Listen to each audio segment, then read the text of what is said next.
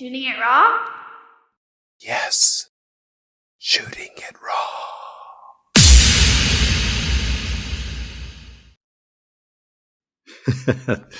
Photography. I was amazed and intrigued by photography as a child. When I was a child, we had still these black boxes, even these double or triple lenses, and I was just mesmerized by the fact that this box could project something on paper. So I was always intrigued by the technique and tried to master it. But when I finally, at some point, met my wife and saw how easily she made pictures, I knew that I wasn't the artist with the camera. So I was more intrigued by the technique than the other way around. And I'm intrigued by the fact that the lens, and we'll talk about that later, is such an amazing thing on how you can see the world, but also can see the world in any way you wish or don't wish. So I like that part of the camera, the lens, that is very specific and special.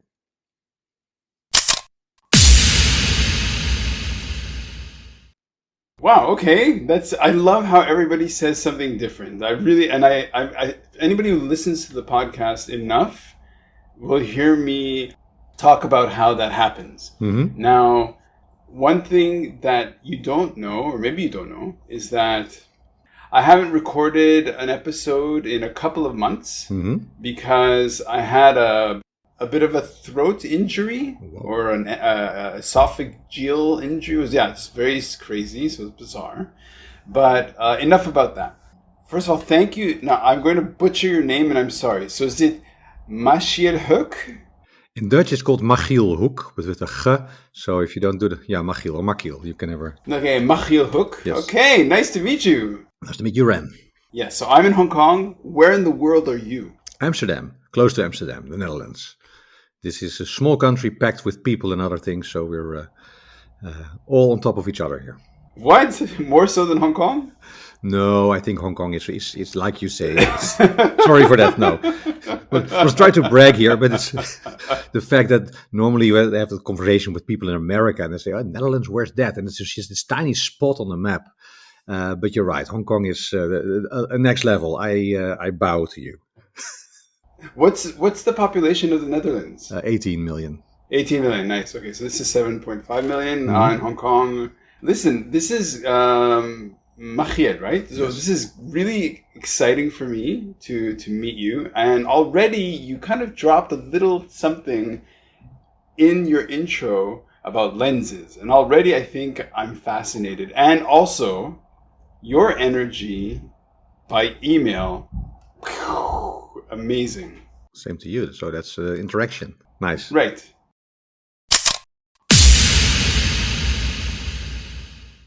Oh, what? Okay, what? I don't see it. No, you don't see it. I mean, I can't share my screen. But, okay, so what it is a photo of a large, it's a macro shot. So it could be a large spider, or it could be a medium spider. It's a beautiful spider. It looks like it's on the floor next to what could be maybe a bathtub. I don't know. The field is gray and white, and the spider is beautiful. It's like this big brown. I mean, it's hard to tell scale. I mean, it could be 10 centimeters, or let's say 4 inches, or it could be 3 centimeters. I don't know. So beautiful creature. Yeah. So why start with this? What is this? I just say it's a spider. I think for our standards, this is already big, but I can imagine someone in Australia would think this is a baby. Spiders, if you look at fears with people worldwide, one of the most common fears is, of course, fear of spiders and fear of snakes. And that is apparently something that people are born with to protect them, human beings, but it's a fear that is not there for the rest of your life. So it fades away normally. But especially in the Western world, a lot of people are extremely afraid of spiders. I don't like this picture actually. You described it wonderfully. You said it was a beautiful creature, and I would love to see the day that I would be able to, from my heart, would be able to say the same thing and embrace it like, what a beautiful creature. But to me, it also ignites that sense of fear, and it's in my heart. It's really a deep felt fear. This is nothing like something learned. Apparently, so this is authentic. This is ancient. And for me, starting with the spider means two things. In life, we have either learned fears or we have gained fears, either by traumatic experiences or by just linking some situation to something else. So the connotation. And what I have learned in my journey when I changed my life and I wanted to go searching for the quest of that went on a quest to search the secret of life. I learned that behind your greatest fears often is your biggest gift. Your biggest present is actually wrapped often in your biggest fear, and it seems so unfair to me, because why would I want to have to first conquer my fear or go through it or experience it fully before I can get this gift or get this present? So that's what I learned to master on for myself on many topics. I did a lot of effort to master it with spiders, and I haven't been able to fully master it. Spiders still scare the HLL out of me, but the bigger the worse. But the funny thing is, when I changed my life, I started on a sequel for this quest for the secret of life, and then I wrote a book about it. And there's a prominent space for spiders in it, because fear in life and fear of many things can be overcome, says the person who didn't overcome his spider fear. But hey, Sure. I think it's a challenge and an invitation to us in our lives to look at fears and to overcome them, or at least face them and see what makes me so scared. Right. You just dropped all of these amazing things for me to pursue. So one, first of all, is Hong Kong being subtropical, has a lot of snakes and a lot of spiders. And one of my hobbies as a photographer is to go out at night with a headlamp. And I'll send you later a link to my to kind of gallery of shots where I have photos of the most amazing spiders, the most amazing snakes. And one of the things of my history that maybe you don't know is that during the 2009 financial crisis, I started something called Shark Rescue, right? So it was the idea to protect sharks. And of course, when people go swimming in the water, there's this massive phobia of sharks. And typically we're afraid of what we don't understand, what we don't know. And one of the ways to conquer a phobia or whatever is to dive into it. And the more you learn, the more fascinating things become. You know, I mean, I'm not dismissing the power of a phobia. I'm not dismissing, especially when it comes to spiders. Yeah, like I love that you've started with this, and already that tells me a lot about where your brain is. And then you said that this kind of ushered in a big change in your life. Okay, so where do you want to take us now?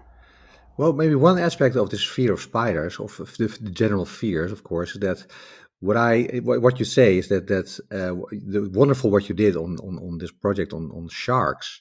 That's also indeed an animal that's of course rooted in fear, and especially with the Jaws movie in the 80s coming out, of course, that's all been much more hyped. We had a movie about an elevator in the Netherlands, and my sister saw that movie when she was 6 or 7, so it was too young. Never ever in her life does she get into an elevator. That's just rooted in her. So it's powerful that way. But I think the world in our days is also it's not maybe managed in a way, but we see a lot of things where fear is being ignited and even augmented by media. And we, of course, as species, human beings have always had this fear of what is different, because that threatens the tribe, or it threatens the existence of the smaller group. But in our world, we still see fear for people who are different, with different skin color, with different religious backgrounds, different origins, different ways of thinking. And that's, in my view, is being augmented, and it's going in a direction where we get polarization, because people take stands or are forced to take stands, or media, or whatever your worldview is. But it looks to me like a development where people are put in places where they have to choose and say, I'm with it or against it, I'm for it or so it's black and white thinking that's becoming more augmented, rooted by this cultivation of fears for everything that's different or that might trigger us. A shark, of course, is dangerous in the sea, but how many? Of course, the chance of being bitten or eaten by a shark is very small, of course, apart from some locations. So this topic about fear also is about it drives us apart as humanity. Whereas I would love to see, and that's what I try to do in my life and in my writing and everything, to get the opposite direction. Where's the common ground? Where can we find each other? Where can we connect and stay connected instead of being divided and polarized? Okay, look, we've already been speaking for however many minutes. What is the title of your book? No, two questions. How many books have you written? Because I come from the world of books. And what is the title of your most recent book? I only written one book. We're working on the sequel, but only written one It's book. the hardest. You're right. It's called The Girl Who Changed the World. Okay. And it's about, indeed, a girl that learns by her grandfather how you could look at life, at the world. He tries to teach her the secret of life by not telling her, but having her find out. And he does a wonderful job in that. But in that way, he also is typical for, let's say, a lot of masculine leaders or energy, whereas he doesn't really walk his talk. He has a very nice and wise way of saying and putting things. But in his life, there were some things that he hadn't treated in his own way and wisdom. And when she finds out, his granddaughter, she said, at some point it becomes to an explosion. She says, if you are persisting in this way, I don't want to be your granddaughter anymore. And that hurts him so much that he has to be confronted with his pain, with his biggest fear, his biggest pain, even his ancestral pain. And then he comes to a, understanding and a kind of even embracing his own pain and his own ancestral pain, his ancestors, his parents, of course, grandparents, and before that. And that's just one element of that story. But for me, and then I'll stop talking because I know I tend to widen out a bit, but I wanted, as a 7-year-old boy, I didn't understand the world, and I wanted to understand life, the world wide is. So I thought, I'm going to discover the secret of life in my life. But it took me 33 years before I went on that quest. And when I went on that quest, I discovered I can try to do it mentally, which I did all my life, but I have to experience it. And when I was close to what I call the secret of life, it became just a secret of life. And then a whole ceiling opened. I thought, well, when you reach the end, it all stops. And I discovered, no, it opens up an even wider universe of possibilities and secrets and magic. And that was so amazing. So I actually, for myself, opened the door of never-ending options, possibilities, and magic. And that is, it blew me away. Well, you're kind of blowing me away. So, is this a fiction book? Is it like what? Okay, is it fiction? And did you write it in English? It is fiction. It's like The Alchemist. It's a story with many. It's like a parable. It's like a story with many underlying messages and very good usable examples in it to use in your own life. But I wanted to tell a story because I wanted to be relatable to and easily digestible, and it has to take you from the start to the end, not like a sum up of facts or techniques. I started writing in English because I had the ambition to change the world myself, of course, and I wanted to start with getting this published by a New York publisher, becoming a New York Times bestseller straight away. So I started in English. Nice. And halfway, I had it read by a lot of native-speaking people because, of course, Dutch is not my native language. And they all said, it's nice, it's compelling, but it's not your mother tongue, and that shows. So you got to write in your own language. And then I have it translated. I thought, damn it, I have this painting half ready. Why do you want me to start all over again? And at some point I did, of course, and wrote it in my own language. And that's first published here in the Netherlands and then got it to... so it's been published? Yes, it's published. So it has been published? It has been published in the Netherlands. It's in this country, call it a bestseller. It's 25,000 pieces sold. And because the people were so enthusiastic about it, and it changed really so many people's lives in such wonderful ways, I thought, okay, now I got to get it to America. So I had it translated, looked for a publisher, the whole shebang. Because there is a mission, like, I want to bring this out, not for me, but for the world and for this message that's in it. Machiel Hoek is in the house. I love it. We have to go on to the next photo. Yeah. I am excited. This is great. Okay.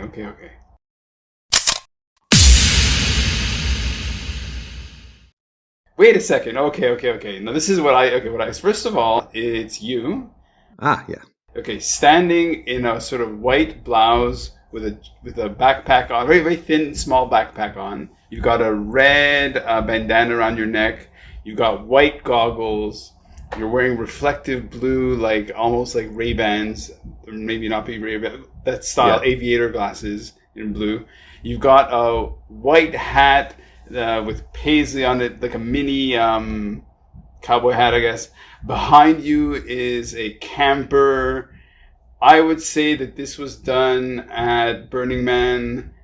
Yeah, funny, great photo. Okay. Oh, and in your expression, it's like you're not smiling. You're looking straight on at the camera. Can't see your eyes because it's reflective, but your lips are down. You're a smiling guy, but in the photo, your lips are downturned. You don't look very happy. Yeah. So what's this photo? I think baffled maybe is the word, but your sense of detail in how you Baffled? described it is perfect. Even the Ray-Ban, which I hadn't thought of. You're right about that. And indeed, it's Burning Man. So, question is, did you know or did I tell you? I just guessed. Like that's Oh, how wow. that's what I. So you know what it is. Wow. I've never been, but I know about it. Yeah. Okay. Well, yeah. This is on this point in my life. I had just had the most amazing experience, I think. I was there with a friend. It was my first time. I just had turned my life 180 degrees around. I wasn't a festival goer. I didn't like house music or anything like that. I'm more a classical jazz type of person.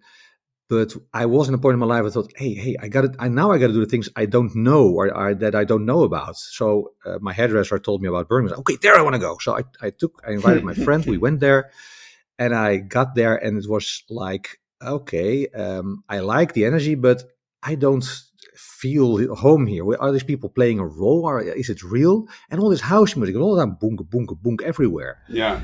And it took me 2 days to settle in, to understand that. And at some point I sat down in the desert and had all this house music, boonka, boonka, boonka, take into me. And at some point my body said, wait a minute, this is your heartbeat. This is the heartbeat of life, the heartbeat of Mother Earth, the planet that's ongoing forever and ever. It's a never ending story. And at that point, the music I loathed became the music I loved. Just instantly like that, I could embrace it. And then I went to Burning Man has a special location called the Temple, which is built every year from wood, but it's a wonderful design. It's like magic, and if you would place it anywhere, it would be a monument. But they build it there and they burn it down after. And inside it, people pay tribute to their sorrow, especially their loved ones that they lost, people, animals, anyone. So it becomes a place of mourning, but also a place, of course, of joy or celebrating life.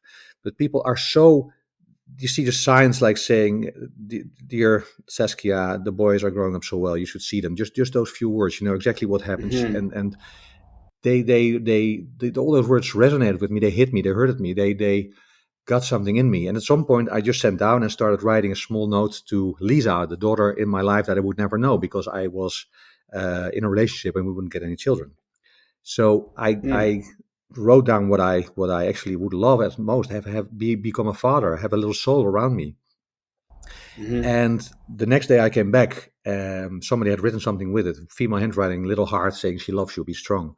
And I fell to tears. I cried. I fell down on the desert sand and cried for over an hour. And I cried. I think for the first time in 10 years. So for me, that was paying tribute to what I actually, embracing what I actually would love most and hadn't noticed. And the rest of the day went in total magic. And I cycled back through a desert storm or sandstorm. And just when I came back, my friend, he was waiting for me there and said, there's something happened to you. You're totally different. So he made that picture at that moment. And I looked more like baffled. I didn't know what hit me, what happened at that point. But for me, it was the foundation for a fundamental change in myself. Wow. I've never been to Burning Man. I have a couple of friends who go every year, who've been going for years. So, and I understand it's kind of like and also listening to you in terms of your life. I'm going on a quest. I'm going on kind of a self-discovery. Hmm. This kind of but like we just met. I don't know who you are. I don't. You look like you're in a home that looks. I mean, it's not. I can't see very many details. It's very Dutch. I don't know. It's hard to. It's hard It's to kind of a guess. studio to our home, so that's what Okay. we think. Yeah. Well, you have a fantastic voice. So okay. So you're living your life, and then suddenly something happens, and then you kind of go, okay, what is life all about? Why am I here? And that's the point of the podcast, right? Like, Yeah. if life really is a gift, how do we make every second count? You going to Burning Man is an expression of trying to make every second count. So why don't you describe, like, there was an inflection point, there's a turning point where you kind of like suddenly something changed. Yeah. What caused that massive change? Well, that massive change at that moment was caused by this sadness, this sorrow about wanting to become a father, to pass on life to a son or daughter. And it became clear to me that I always had a soul around me. He or she was around me and just circling around me, waiting to come here. I had a Native American at some point saying, "There's a soul circling around you, and he's just waiting Mm-hmm. for the right moment to get to Earth." And in the end, a lot of things happened, but he was born at the day COVID started in the Netherlands, or when we had the Oh lockdown. wow, And I thought, oh, this is the perfect moment to come here. Indeed, it's, wow. it's quiet. No, but that moment of yearning for something, which is described by a lot of people. If you take the book Think and Grow Rich, some of Mm-hmm. the writer describes about a millionaire whose son is born deaf, and he wants nothing more in his life than to make his son able to hear again, and he Mm-hmm. succeeds in a certain way in that way, only because he's so passionate, but also he yearns so much to get that to that level. And for me, it was the same. So this yearning, this feeling of something missing, or feeling of something wanting to do, achieve, or experience something was for me, but I think for most people, can be a turning point in your life. And it can be that you are confronted with death, or a loved one dies, or a very close one near to you just falls away, and that confronts you with, hey, what is my life about, and what do I want it to be before that moment's happened to me. Mm-hmm. Is that what you're saying happened In this to case, you? yeah, sort of. I just wanted to make sure, okay, this is what I want to do, and I want to discover the secret of life. But when the secret of life might also be about new life, so that's just a mental construct. But my feeling was, yes, this was this heartbeat that I just was learned to embrace the day before, the heartbeat of Mother Nature, the heartbeat of life, which never stops and always creates new life. It was like a mini experience for me in just embracing everything in life which I didn't do before. And Mm-hmm. if life is a gift, let's make every second count. And I fully live to that. But I think what a lot of people do is looking back, say, I wish I discovered this earlier. I wish I made this decision earlier.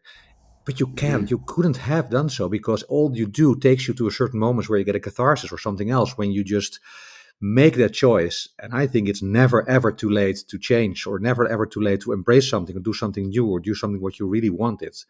And Mm-hmm. especially when you see people in their 80s making sometimes big decisions or changing their life drastically. Oh, I love that so much, because even at that age, if you're not risk adverse, but if you're seeking risk or trying to get new experience, oh wow, I would love myself to be at that age in that way. You're alive, basically. Uh, Once again, the title of your book, The Girl Who Changed the World. "The Girl Who Changed the World." The link will be in. I'm just going to repeat it just so it burns in people's heads. The links are going to be in the show notes to buy the book, "The Girl Who Changed the World." Did you always grow up in the Netherlands? Like, what was your life like so far? Like, oh my, what was your life? Like, basically, in terms of like what kind of career, or what kind of, because to become an author at at a certain point, I mean, Where did that come from? Like that need to put it down in a story. There's two questions. The need to put it in a story was for myself. I wanted to be able to explain myself the secret of life, and I could explain to myself in a Mm. simple and compelling way. I could do the same to others. I've always been able to explain make complex things simple and easy to explain Hmm. as from a young age. So that's my quality, and I can write it in quite a nice way. Um, but hey, I thought I would discover the secret of life, and I was trained by my parents to think. So I thought I had to understand it all. So I read hundreds, thousands of books about spirituality, religions, mystical experiences, ancient secrets on Earth, aliens, reincarnation, whatever. All the Hmm. subjects. And at some point, I thought I think I understand it or can place it, but I've never experienced it at all. And then I, of course, had to go to study and work. So my father was an accountant, a CPA, an auditor, and he was so enthusiastic about that. I thought, well, let's do that. And it's like any profession you choose when you go to study or afterwards. If you run into a company where there's people actually where you are being stimulated on your qualities, if it's intellect or anything else, you're just in a place that say, "Oh wow, I can thrive here." So I thought I thrived there for quite a long time until I stepped out and realized, oh geez, this was such a mini part of the total cosmos. Why did I waste so much of my time there? But when you're in it, it doesn't feel like that. It feels like you're the most important profession in the world almost. And I think it's for most professions, it's good because it keeps you energized, it keeps you happy, it keeps you satisfied. But for some situations, from people, if you step out of it, you look back, oh, gee, did I do that? That was so Hmm. not important and so not meaningful. Let's do something else or You woke better. up. You woke up. Yeah. And again, it's And never too late to wake up. But at that point, I thought, oh, I wish I did that earlier. But okay, I didn't. right. Well, okay. Well, we're going to leave this photo of you at Burning Man. Now, is that incredible camper behind you the one that you were staying in, or is that somebody else's? That was somebody else's, but we were at a camper. But the next year, I thought, I went a few times more and thought, all these RVs, it's such a easy thing to do. Let's make it a bit more non-comfortable, much more exciting, so Hmm. exhausting, or even challenging. So I just hired a small car. We stayed in that, or in a tent. That made Wow. more sense for it. So if you're in such an RV, you just drive in a caravan or a camper there, and it's. I think the experience being also close to the elements and close to Hmm. everything that just turns up for me. Yeah. No, I got it for sure.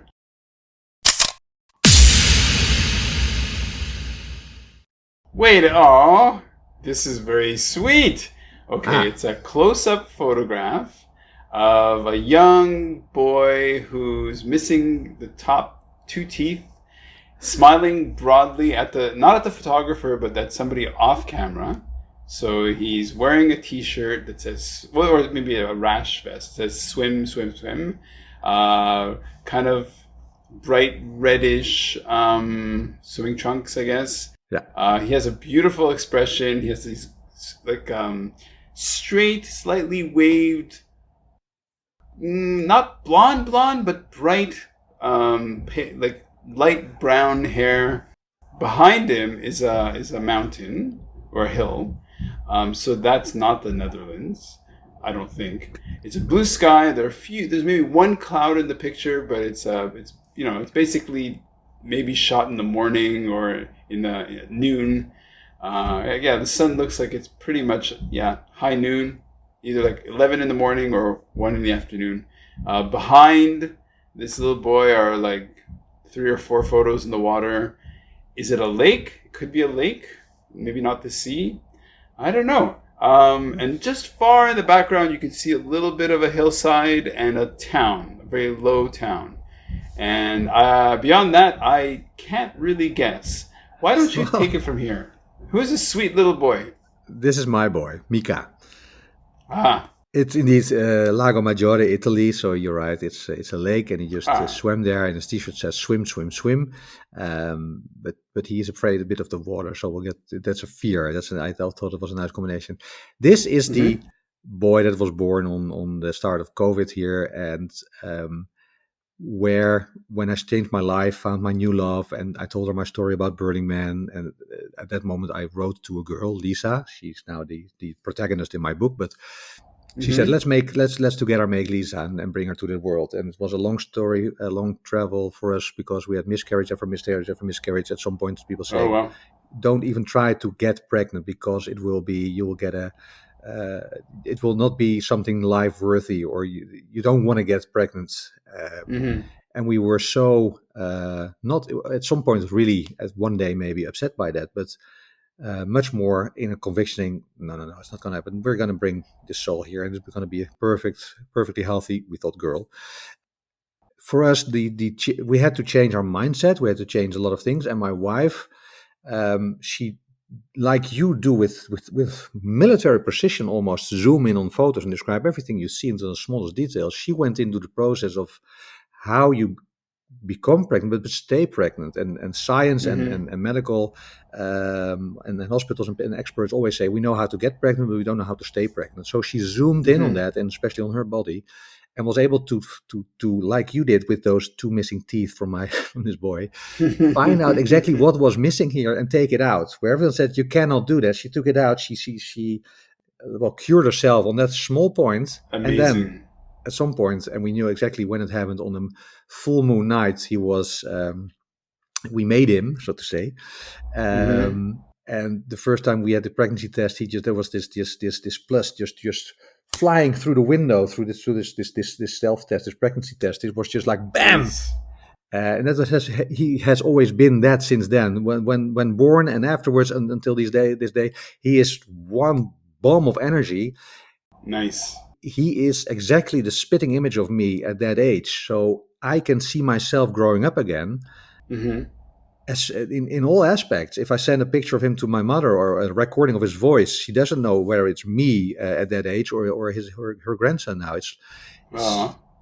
for me, it's so magic. And the magic of life is for me also about not taking anything for granted, and being grateful for everything, but also seeing the magic in every possible thing, in a small tiny bit of grass growing. And then for me, this boy, and it's, well, he is the one. Someone said to me, I've never seen you smile until you saw this boy, that wide smile. And maybe she was right.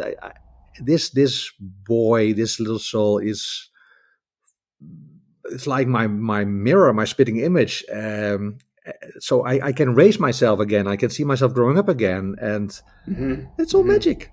First of all, your energy, your description, the feeling really communicates, right? Like, yeah, I mean, it's the content of the words, but it's also the feeling behind them are truly like, yeah, like I hear you. I definitely hear you. Hmm. Micah, Wow. right? His name is Micah. Yeah, Mika. Um, Mika, sorry, Mika. No problem. Now, something you don't know about me was I was run over by a car in my 20s.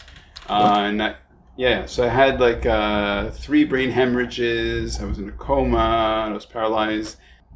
And then I remember being in the rehabilitation center after I woke up from the coma, and because I had to learn how to walk again. And so what that did was it made me very present to this idea that when we look at children and we look at, you know, much like, you know, people in their 70s or in their 80s, and then, you know, in terms of the whole continuum of experience and of brains and life. And so I'm looking at him, and it's a perfect shot. It's a, you know, it's a beautiful digital image, super in focus, very bright.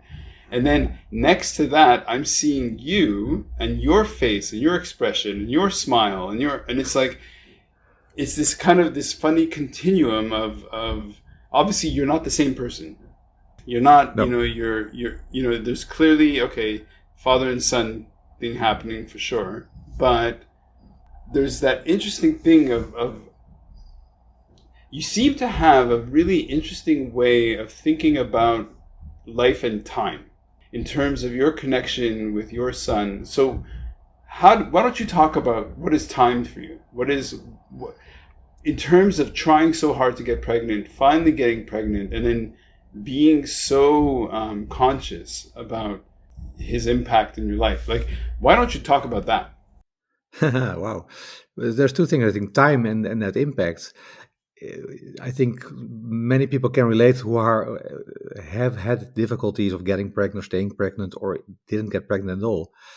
Once there is a child, you are also so maybe cautious about or protective, and as a parent, you don't want to be overprotective. So you got to find the balance of letting things go and staying alert. And I think if you become pregnant at a young age and it just happens automatically, it's like you're more in the flow of things automatically, naturally. And we are, of course, a bit older parents, and we tend to be more alert and saying, okay, we did this is our precious boy. Nothing may happen to him. At least that nothing that can be of danger to him. So there's a difference in the perception of let's going with the flow, which we would love to be on every part, versus being cautious and careful, which we all have in every kind of aspect in our life. If you drive in a car and 2 times your car didn't respond when you wanted to speed up to get on the highway or something, then you're being very cautious, and you'll take it in the back of your mind until you trade in the car and you have a new car, because you think it can happen again. So that's a totally different example. But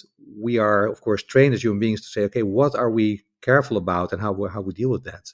In a matter of time, um, as said, I think it's never too late to change anything in your life or to do what you finally wanted to do if you realize from the moment that you know what it is, what you wanted to do, even if it's one day before you die. It doesn't matter, because the time, this concept of Eckhart Tolle, saying the power of now, this is something also I never understood. I understood it mentally, but never got the grasp of it until I also had these kind of experience, and at some point said, okay, there's only now. We're always worrying, or we taught to worry about tomorrow, to be safe, have everything in order, especially in the Western world. And we worry about the past because of things that we have done or that had happened, etc. To focus on just now makes time go away.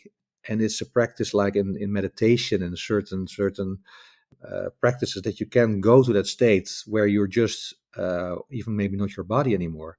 But the concept of time, I think it becomes magic when, especially Western world person, I or you, anyone else, gets to the point that you can experience the fact, oh wow, there's no past, there's no future, there's only now, and the now just always is what it is, and it never changes in the moment. And that's words, and words cannot describe, I think, that feeling what you get when you are in that state. And I've been in that state a few times, and oh wow, Hmm. that's kind of a memory, a remembrance of where we come from. And there you get to different levels, of course, worldview, if we are being created by a creator, deity, or the Big Bang. It doesn't matter, I think, because there is this one source which will come from. We dispute it here on earth because we say you're a Muslim, I'm a Christian, but we only have one source. And being able to feel that source, at least maybe for a few minutes of time, whoa, that's been Hmm. my experience. It's so magical. And when I brought it back here, I said, okay, if I know it is there, and it changed my view on worrying about the future, worrying about the past. But of course, life goes on, and you're being distracted and being brought to the daily problems or issues. But and then I'll stop going back to this memory of timeless love, a timeless feeling of being perfect, and there's nothing that can harm you. That feeling, if you can bring that down to down to earth, if you can bring it in your body in daily life, well, that's magic. For me, that's magic, and I still try to have that experience more and more every day. Hmm. Sometimes it works better than others, but oh, that's so magical. Well, you're human, better sometimes better than others. Okay, so let me make a few connections and yeah. So we started off talking about phobias, right? So a powerful fear of spiders, or fear of snakes, like deep embedded fear. Sometimes you can get beyond it. Like for example, myself, I'll go. I'm not at the point where I can pick up a giant spider, but I definitely pick up snakes. Wow. That's totally fine. Okay, so we've got phobias, and phobias are very present. It's like right now there's the water, right now there's the spider, right now there's a snake.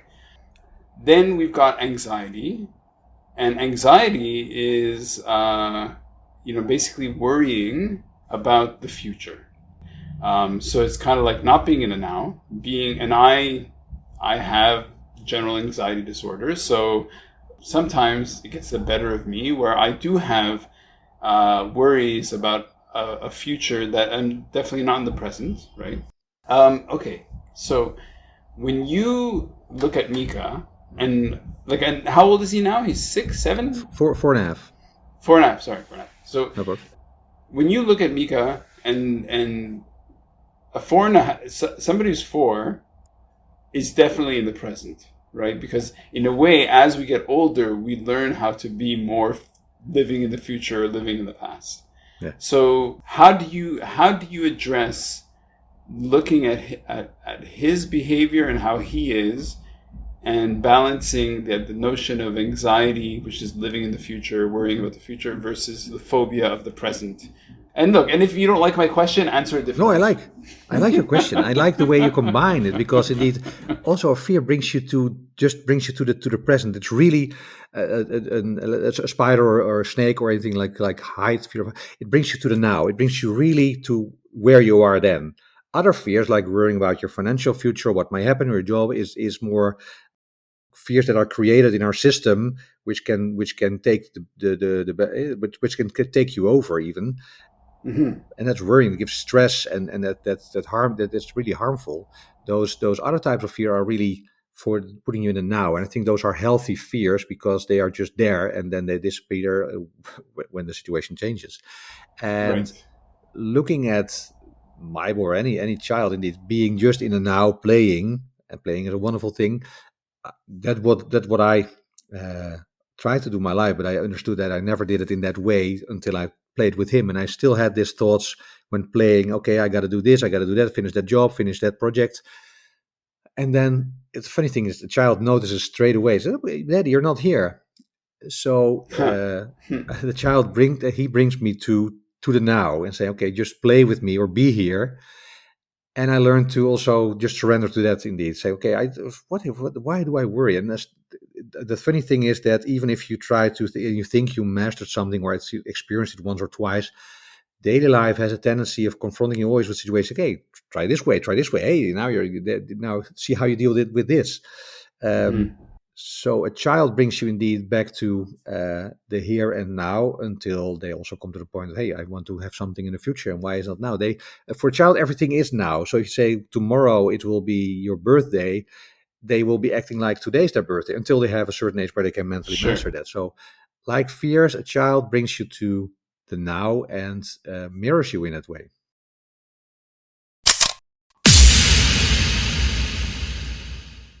Aha. Okay, so this is more of an illustration. Yeah. Sort of, but basically, like, okay. So what it is a photograph, a close up, very very like intense close up of a female eye, and the iris has been replaced with an image of the Earth, of the planet. You can see a bit of Africa, a bit of Australia, a bit of the Pacific. Sorry, is it? No, you see, sorry, not Africa. See South America, and I'm guessing Africa, and then it's the Atlantic. So I'm completely off. But it's a nice composite image, close up of an eye. I mean, I don't know if this is an image that you used for your book, or it's yeah. No. So why this image? What is it? To be then short on this one, or maybe start short, when I try to figure out the secret of life and try to write about it, I wanted to in this book write about it without giving away what it would be, so anyone can fill it in for themselves. But for me, it Mm. was the realization that the world actually my mirror. So I see this eye sees the world is reflected in the eye, but you could also say if you turn it around, you see to take the globe and see yourself reflected in there. So not the countries, but only yourself. And that's Mm-hmm. an abstract way of putting it. But what I learned for myself is that the world is actually a reflection of me, and that the world doesn't come to me through my senses, but like a bat radiates this kind of noise that they take on by radar. So that's how they navigate. Apparently, and that's quantum physics. My body, my senses resonate something, and it's being reflected out there. So I'm able to change that, but what I see is actually saying something about myself, and that's an old, for instance, shamanic principle. about dreams. Dreams are explained in that nature by saying the dreams that you dream, you have everything in there: your fears, animals, your loved ones, your children, your parents. Everyone in a dream is a representation of yourself in that role, in a certain different role. So you're taught in that way to, if you want to explain dreams, take it from very personal and explain everything from out of your own position. So it's not a fear that Mhm. threatens you, but it's something that you think threatens you from out of yourself. And that's a very nice way of looking at dreams, but then also at the world. And what it happens and what it did for me, twofold. It gave me first a sense, okay, if the world is really my reflection, I can change it. And of course, I cannot make that tree go away. I don't master that yet. But I can change a lot of things, how I feel about them. And I think even how I approach, how I can change people by the way I approach them. So I have endless, infinite possibilities, but it also gives me infinite responsibility because it's all my own. I am the cause of everything, like everyone is, of course, the cause of their own. I am the cause of everything, and it gives me both responsibility and opportunities. And that's, for me, that was a crazy and wonderful and wow moment of realization that this could happen. And it sounds, again, these are words, and I try to describe it in my book in a somewhat different way that it's more natural to get to that level, and everyone can decide different upon that. But for me, it was a strong confirmation saying, okay, apparently the whole world around me, everything is represented for myself, even if, especially, of course, the things that I don't like. I didn't, I'm not guilty. I'm not the one that caused everyone to be slaughtered in a certain area or time frame, or the wars that we see now and all the growth of hatred and other things in our world. I didn't cause them personally. We sometimes cause them collectively as humanity, but it reflects something about me. So what am I afraid of, and what does it say about me? And where can I go to a state when? What do I need to do to go to a state where I'm not afraid of anything anymore, and can look at it with total compassion, but without any sense of implication of fear or unrest or frustration. And wow, that's also for me Mhm. a magical way of looking at the world. Anything happens that happens in it. And I start with the small things, being radically grateful for everything, even the things that I don't like. So also radically grateful for spiders, but I gracefully look away then. But it's always a work in progress. But for me, Yep. that has changed so much. Magic. Well, I mean, that's a big look. In a way, this is the existential challenge of what it is to be human, what it is to be alive, right? And this notion of, when you see something that frightens you or that causes you great emotion, positive or negative, Yeah. right? Like something that really turns you on, or clearly, what is it? What's actually happening? It's purely a reflection of that stuff that's happening in your skull, right? Like in terms of your brain, in terms of, it's like you're responding, and your response is just a reflection of, what you're getting from the outside world, right? So if you see a spider or you see a snake that terrifies you, maybe that's something that was like sort of like I don't remember if it was your niece or your sister who's traumatized by elevators, right? Hmm. And then you can go back to that time. Oh, that was that little switch. So maybe you saw a movie, or maybe you saw a spider that somebody said something when you were really young, who say, "Listen, spiders will kill you," and you're just like, ah. Hmm. So you're living your life. You have this kind of epiphany. You have this realization. You have this kind of like massive intellectual change, and then you decide, okay, I've got this feeling, I've got this realization that I want to share with the world, because you're a very positive human being. So you Hmm. decide to tell it in the formula or in the form of a story in a book. Why don't you take it from here? Where I say, like why did you write a book? Like why is the best way for you to communicate that realization in you? Does it need to be done in the shape of a book? For me, it felt that way in terms of that. I had read so many books, and only very few of them were really so impactful that I take them with me all my life. Certain examples for certain passages, or just the whole thing, that the whole plot of it.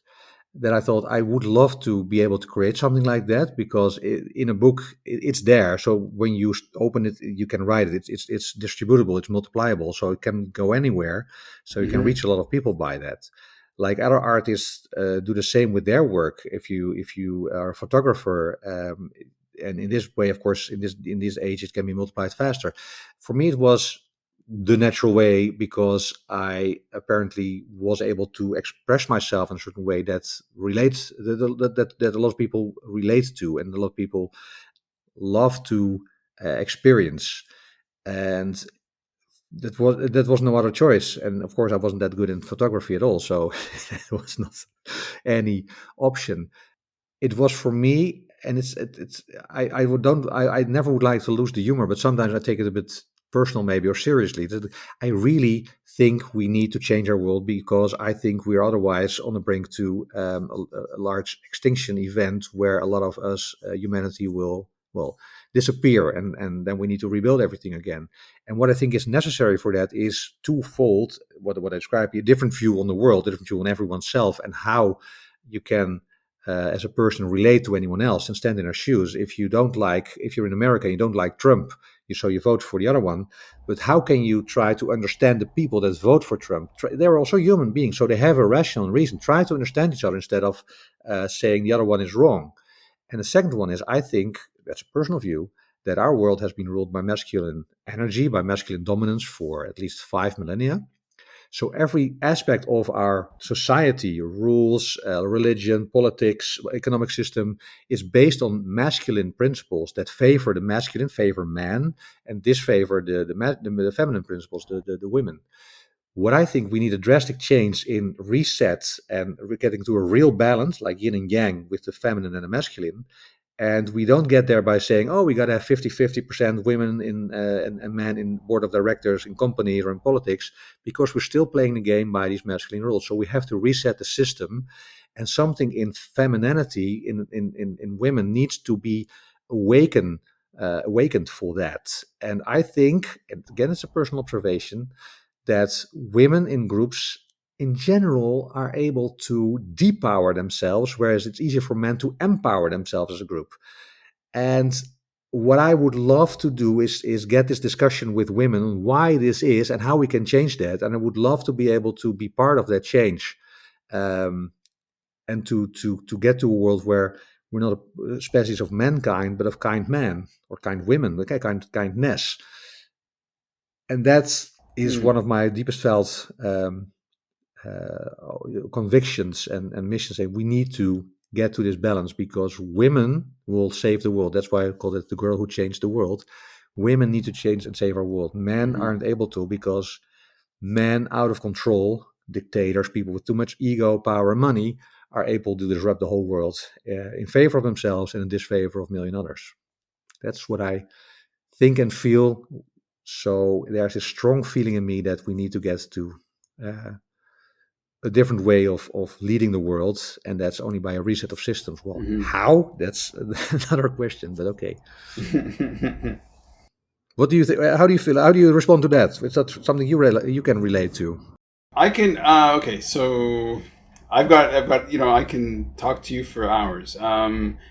In terms of the masculine versus the feminine, I definitely, as a person who identifies personally as a feminist, yeah, I mean, I that makes very good sense to me.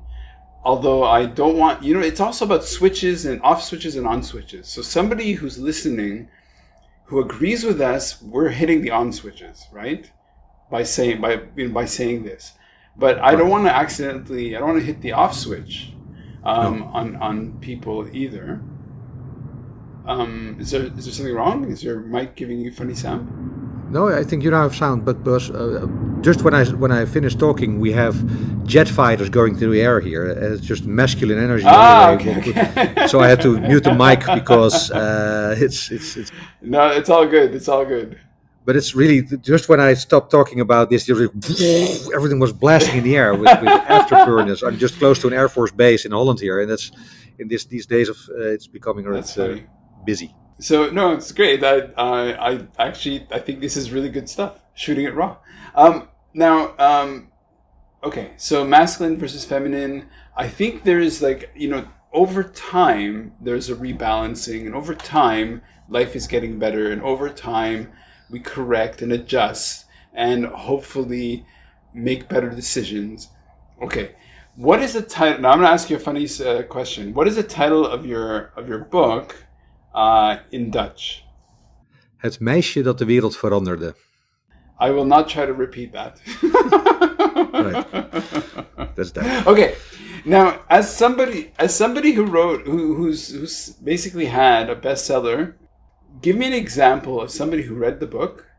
Because in your head you have these ideas, and you have a narrative. You put it down. You kind of go through the process of writing, of editing, publishing, putting it out into the world, and then the real magic happens, that somebody picks it up and they read it, and then you move the needle, you impact it on their lives, right? Like something happened in their lives that changed. So can you give me an example of how that happened, and of where you inspired a change in somebody else? I'll give you two small examples. One is a woman in our neighborhood. It was COVID, and I didn't get a publisher. I wasn't able to find a publisher, so I had 2,000 copies printed, and I just distributed in my neighborhood, in my village. Oh wow! Just in the mailbox of every person with a small note.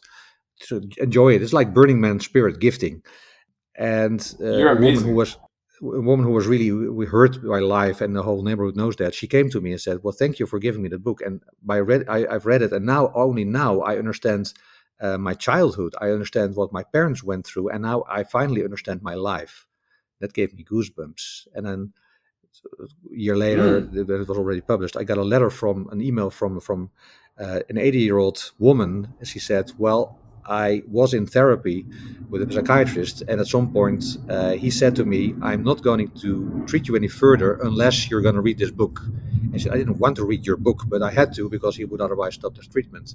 And I read your book. Oh wow! And at some point, when it got close to the end, I picked up the phone and called my son for the first time in 18 years, because we haven't been in touch in 18 years. And now we're reunited again, and I'm so happy. I see my grandchildren, and now I can die peacefully. That was whoa, yeah. Oh man, Machiel, wow, that's amazing. That is amazing. That's what else could you want? Exactly. From writing a book. Yeah, and exactly. If you touch one heart, you touch many hearts. So it's I have this, let's say, ambition to reach a lot of people, but indeed, it's just, if you reach someone like that, it should be enough. So I know that as well. The Girl Who Changed the World. Yes. Look, it's listen, I mean, I haven't, this is, okay, so I fell off the horse about 2 months ago, stopped recording, and now I climbed back on, and here we are, and this is great. Like, thank you so much. This has been really fantastic. Thank you so much, because the format you have and the way you treat it with your energy is so wonderful that this is a real fun to do, and also to listen to podcasts. I listened to a few of your previous podcasts. Really, it gives a different view, different energy. It's really, really amazing and wonderful. And I hope that when you go thrown off the horse, it also was for you. If you lose your voice, or if your voice is hurt, sometimes your voice wants to say something to you, saying, "Okay, well, maybe we need to regroup, or maybe you need to speak out more, because the world wants to hear you." And I think the world really wants to hear you, and you're doing a great job by doing that. I have your book here, The 12 Dimensions of a Leader, which you wrote together with Po Chung. Oh, right. Yeah, it's you have a wonderful message to share and to tell to the world. So maybe your voice was saying, "Hey, I'm taking a break here, because you're." What I really want you to do is to speak out to the world more about also your ideas. The way you do that, and I think it's wonderful. You do it by podcast, but I think the world also wants to hear your voice, your views, and together we make this change in the world even greater. And I would love for us all to happen, that to happen. Oh, Machiel, thank you so much, man. What a nice thing to say. You're great. Thank you. You're great. So thank you for what you do, and thank you for having me on the show. Shooting it raw? Yes. Shooting it raw.